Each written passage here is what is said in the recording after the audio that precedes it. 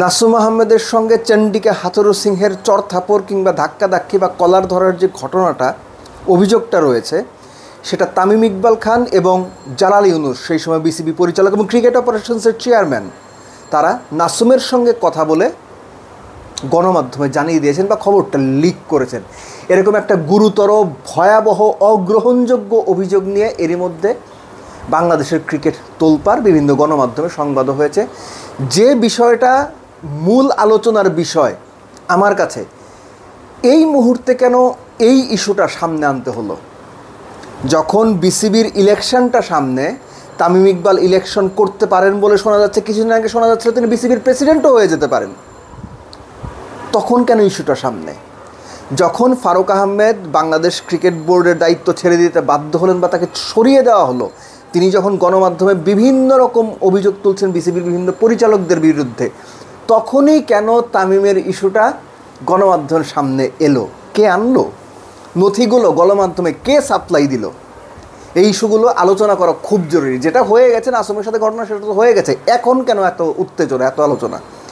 একটা ব্যাপার বলা জরুরি, যে তদন্ত রিপোর্টটা আছে, সেই তদন্ত রিপোর্টটাতে এটা স্পষ্ট করে বলা হয়েছে, নাসুমের সঙ্গে যে ইনসিডেন্টটা চন্ডিকা হাথুরু সিংহের চেন্নাইতে নিউজিল্যান্ড ম্যাচে হয়েছিল, সেটা নিক লি, স্ট্রেংথ অ্যান্ড কন্ডিশনিং যে কোচ, নিক লি ছাড়া আর কোনো আই উইটনেস ছিল না। বলা হচ্ছিল যে ম্যাচের পার্টিকুলার কোনো গুরুত্বপূর্ণ সিচুয়েশনে নাসুম মাঠে যেতে দেরি করছিলেন, সেই সময় কোচ তাকে কলার ধরেন এবং আঘাত করেন। নিকলি বলেছিলেন যে তিনি দেখেছেন নাসুম তাকে ঘাড়ে আঘাত করেছে। আরেকটা বিষয় এখানে ইম্পর্টেন্ট, সেটা হচ্ছে নাসুম এই ব্যাপারটা শুধুমাত্র নির্বাচক হাবিবুল বাশার সুমনের সঙ্গে শেয়ার করেছিলেন, বাট নাসুম ওয়াজ মোর ওরেড।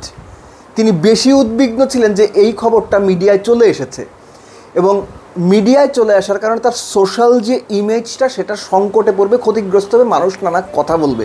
অর্থাৎ হাথুরু সিংয়ের সঙ্গে যে ঘটনাটা, সেই ঘটনার চাইতে বেশি ইম্পর্টেন্ট হয়ে উঠেছিল নাসুমের কাছে, এটা মিডিয়ায় চলে এসেছে, তার সামাজিক যে সম্মান সেটার কি হবে?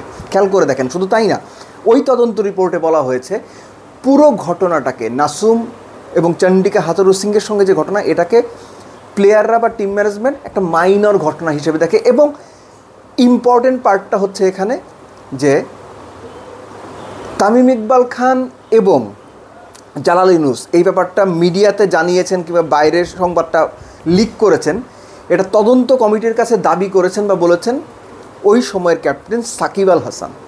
এটা সাকিবের বক্তব্য ছিল যে তামিম ইকবাল এবং জালাল ইউনুস নাসুমের ইস্যুটা বাইরে ছড়িয়ে দিয়েছেন।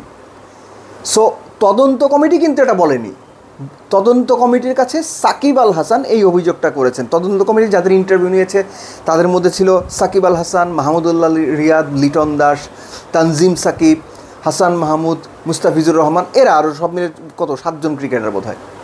মূল ঘটনাটা গেল। এখন হচ্ছে এই ঘটনা এখন সামনে আসার কারণ কি? আমার বিবেচনা, আমি বলি, আমি ভুল হতে পারি কিন্তু আমার এটা মনে হয়, তামিম ইকবাল বাংলাদেশ ক্রিকেট বোর্ডের প্রেসিডেন্ট হয়ে যেতে পারেন, না প্রেসিডেন্ট হচ্ছেন। 1 মাস আগে আপনারা এরকম শুনছেন না? একটা হাইপ তৈরি হয়েছিল না? হয়েছিল।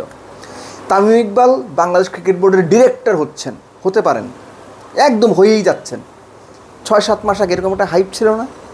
ছিল। কিছুদিন আগেও তামিম ইকবাল ক্রিকেট বোর্ডের ক্রিকেট অপারেশনস চেয়ারম্যান হবেন, ক্রিকেট বোর্ডের পরিচালক হয়ে। ফারুক আহমেদ গত 7-8 দিন ধরে যে ইন্টারভিউগুলো দিচ্ছেন বিভিন্ন গণমাধ্যমে, সেখানে তিনি বলেছেন এই ক্রিকেট অপারেশনসের পদ নিয়ে তামিম ইকবালের সঙ্গে নাজমুল আবেদিন ফাহিমের একটা দূরত্ব তৈরি হয়েছিল, মানে বোর্ডের মধ্যে একটা সংঘাতময় পরিস্থিতি তৈরি হয়েছিল, বলছেন না? সেই ফারুক আহমেদকে সরিয়ে দেওয়া হলো। বিসিবির বিভিন্ন পরিচালক, 8 জন পরিচালক মিলে একটা অনাস্থা আনলেন।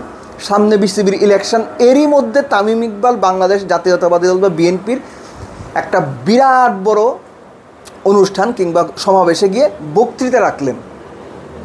তো সব মিলে তামিম ইকবালের ইকুয়েশনটা, তিনি বোর্ডে আসতে পারতেন কিনা, পরিচালক হতে পারতেন কিনা, বোর্ড প্রেসিডেন্ট হতে পারতেন কিনা, এগুলো তো পরের কথা, কিন্তু এই যে ইকুয়েশনটা তৈরি করার চেষ্টা করা হচ্ছিল বা হচ্ছিল, এই ঘটনাটার পরে, এই ঘটনাটা যখন গণমাধ্যমের সামনে এলো, এখন তো একটা ছি রব পড়ে গেছে যে তামিম ইকবাল এবং জালাল ইউনুস এগুলো করেছেন। তাতে কি তামিমের ইমেজের জন্য ভালো হলো? এই যে ঘটনাগুলোর নথিপত্র গণমাধ্যমে সাপ্লাই দেওয়া হলো, এটা কি তামিম দিয়েছেন, জালাল ইউনুস দিয়েছেন? আপনাদের সেটা মনে হয় না? বিসিবির এক্সিস্টিং যারা আছেন তারাই দিয়েছেন। যারা তামিমের বা তামিমদের অ্যান্টি পার্টি বা তামিমদের চান না ক্রিকেট বোর্ডে আসুক, তারাই কাজটা করেছেন। আমার কাছে তথ্য আছে মানে কে দিয়েছেন। ওই যে প্রমাণের কারণে হাতুরু এবং নাসুমের ইস্যুটা প্রমাণ করা যায়নি, একই প্রমাণের কারণে এই ইস্যুতে আমি বলতে পারবো না কার নাম আসে বা কার নাম আমি জেনেছি। বিসিবির ভেতর থেকে এটা এসেছে বলে আমি জেনেছি এবং গণমাধ্যমে ডেলিভারিটলি এই তথ্যগুলো দেওয়া হয়েছে। ভাই তদন্ত কমিটির রিপোর্টটা দেওয়া হয়েছে, এই নাও তদন্ত কমিটির রিপোর্টে এই ছিল, তোমরা রিপোর্ট করো। গণমাধ্যম খুব স্বাভাবিকভাবে তথ্য পেয়েছে, রিপোর্ট করেছে, আগামীতেও করবে। যে আমি যেমন আলোচনা করছি আরও অনেকে আলোচনা করবে, রিপোর্ট করবে। সো সহজভাবে বললে বিসিবির নির্বাচন কেন্দ্রিক যে জটিলতা, তামিম ইকবালকে নির্বাচনের ইকুয়েশন থেকে ছিটকে দেওয়া কিংবা দূরে সরিয়ে দেওয়া, তাকে ডিফেম করা কিংবা তাকে এই মুহূর্তে নির্বাচনী ইকুয়েশন থেকে একটা হ্যাঙ্গিং অবস্থায় নিয়ে যাওয়া এবং তিনি যেন পরবর্তীতে নির্বাচন করতে আগ্রহী না হন, সেজন্য একটা অগ্রিম চাপ দিয়ে রাখা। ভিন্ন পক্ষ যারা নির্বাচনটা করতে চায়, বিসিবিতে থাকতে চায় বা এখনও আছে, তারাই এই কাজগুলো করেছে বলে আমার অনুমান। সো ঘটনা হচ্ছে এই, আমি আমার অনুমান বা আমার বিশ্লেষণটা বললাম। ঘটনা কী ঘটেছিল, তদন্ত রিপোর্টে কী আছে সেটাও বললাম। এর সাথে ছোট করে একটা ব্যাপার যোগ করা জরুরি, সেটা হচ্ছে যে during 2023 world cup Shakib Al হাসানকে যখন ক্যাপ্টেন দেওয়া হয়েছিল, সাকিব ক্যাপ্টেন্সিটা নিতে খুব বেশি আগ্রহী ছিলেন না, এটা ওই রিপোর্টে বলা হয়েছে। তবে তিনি চেষ্টা করেছেন, এটাও ওই রিপোর্টে বলা হয়েছে। এবং একই সঙ্গে কোচদের মধ্যে যে একটা ডিভাইডেশন হয়ে গিয়েছিল, হাথুরু সিংয়ের সঙ্গে অন্যান্য কোচদের একটা বিরাট দূরত্ব তৈরি হয়েছিল, সেটাও ওই রিপোর্টে বলা হয়েছে। এখন আগামীতে কী হবে আমি জানি না, আপনারা জানেন কিনা সেটাও আমি জানি না। যারা জানেন তারা ভালো বলতে পারবেন। তবে এই যে ঘটনা ঘটছে তাতে কেবল বাংলাদেশ ক্রিকেটই ক্ষতিগ্রস্ত হচ্ছে।